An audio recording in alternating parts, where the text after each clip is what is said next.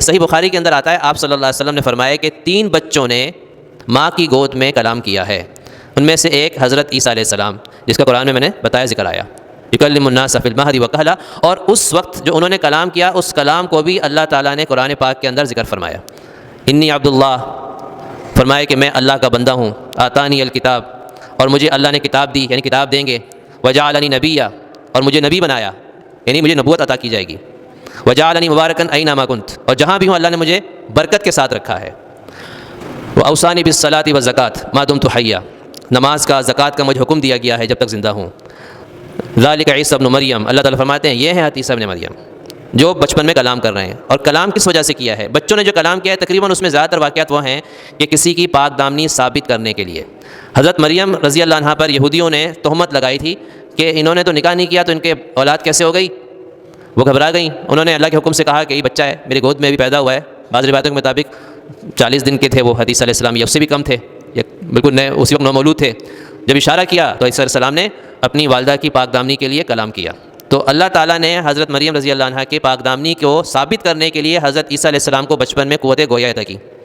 ایک یہ واقعہ، دوسرا جو حدیث میں واقعہ آتا ہے صحیح بخاری میں کہ بنی اسرائیل میں ایک بزرگ تھے جن کا نام تھا جریج،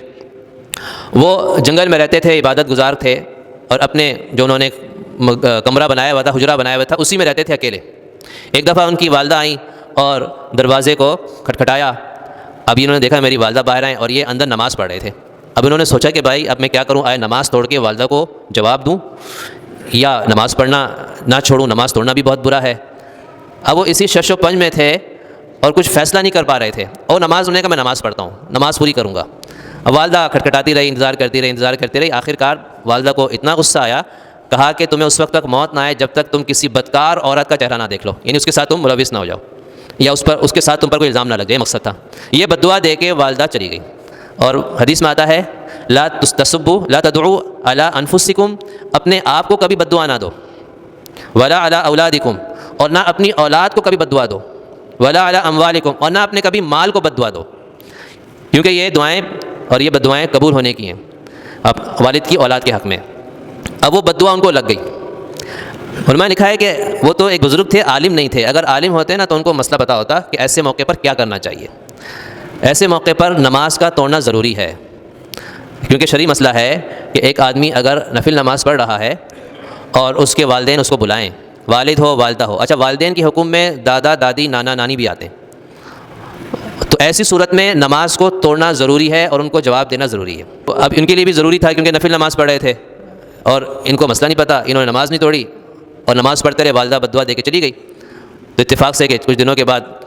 کچھ لوگ آئے اور انہوں نے وہ جو ان کا حجرہ بنا تھا نا ان پر حملہ کر دیا، حجرہ توڑ دیا، ان کو مارنا پیٹنا شروع کر دیا۔ انہوں نے کہا بھائی بتاؤ تو مجھے کیوں مار رہے ہو؟ تو اس پر جو ہے نا انہوں نے کہا یہ عورت کھڑی ہے اس کے پاس، یہ جس کے گود میں بچہ ہے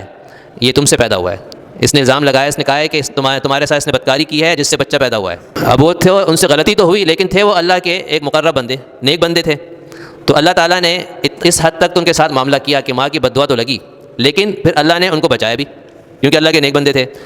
تو انہوں نے اس بچے کی طرف اشارہ کیا جو چھوٹا دودھ پیتا بچہ تھا کہ یہ بتائے گا، تو اس بچے نے اس وقت کلام کیا اور کہا کہ میرا باپ یہ نہیں ہے، میرا باپ فلاں چرواہا ہے۔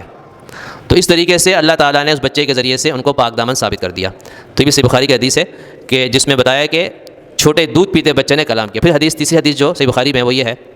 کہ ایک عورت ایک بچے کو دودھ پلا رہی تھی اپنے، تو اتنے میں ایک شخص بڑے شاہانہ انداز میں اور اس کے آگے پیچھے نوکر چاکر جو ہے نا وہ گزرے، تو اس کی ماں نے دیکھا، بڑی حسرت سے کہا کہ یا اللہ میرے اس بچے کو نا اس جیسا بنا دے۔ تو اس بچے نے دودھ چھوڑ کے کہا یا اللہ مجھے اس جیسا نہ بنا۔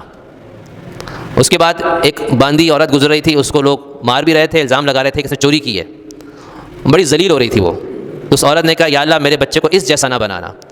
تو اس پر اس بچے نے دودھ چھوڑ کے کہا یا اللہ مجھے اس جیسا بنانا۔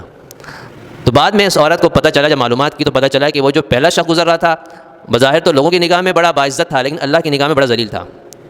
کیونکہ اللہ کی نگاہ میں وہ عزت دار ہوتا ہے جو اللہ کا فرما بردار ہوتا ہے۔ جو اللہ کا نافرمان ہے وہ لوگوں کی نگاہ میں بے شک عزت دار کیوں نہ ہو لیکن اللہ کی نگاہ میں وہ ذلیل ہوتا ہے۔ اور وہ عورت جس پہ الزام لگا تھا وہ جھوٹا الزام تھا، وہ اللہ کی بڑی مقرب بندی تھی لیکن لوگ اس کو ذلیل کر رہے تھے۔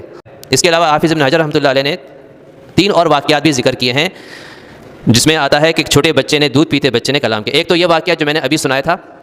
کہ حضرت یوسف علیہ السلام جب زلیخا نے ان پر الزام لگایا تو اس کمرے کے اندر ایک چھوٹا سا دودھ پیتا بچہ موجود تھا جن کی طرف ان کا ذہن نہیں گیا تھا، اور اس بچے نے پھر اس وقت کلام کیا اور کہا کہ اس حضرت یوسف علیہ السلام کے کرتے کو دیکھ کر خود ہی فیصلہ کر لو کہ اس میں قصور کس کا تھا.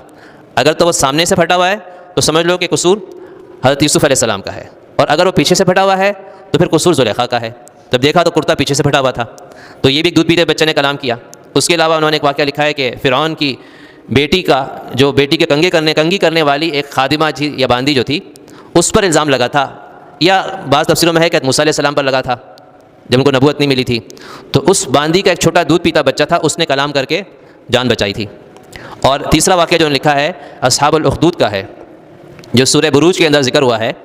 کچھ لوگوں نے جو ایک لمبا واقعہ میں نے پورا تفصیل ذکر کیا تھا کہ اس وقت ایک مشرک بادشاہ تھا، تو بہت سے لوگ اس وقت مسلمان ہو گئے تھے. تو اس مشرک بادشاہ نے خندقیں کھدوائیں، اس میں آگ لگوائی، اور لوگوں کو جو لوگ مسلمان ہو گئے تھے، مومن ہو گئے تھے، ان کو اس میں ڈالا، اور ہزاروں کی تعداد میں لوگوں کو زندہ جلایا تھا. قرآن پاک میں اس کا ذکر ہے. تو انہوں نے لکھا ہے کہ ایک ماں جس کی گود میں چھوٹا سا دودھ پیتا بچہ تھا،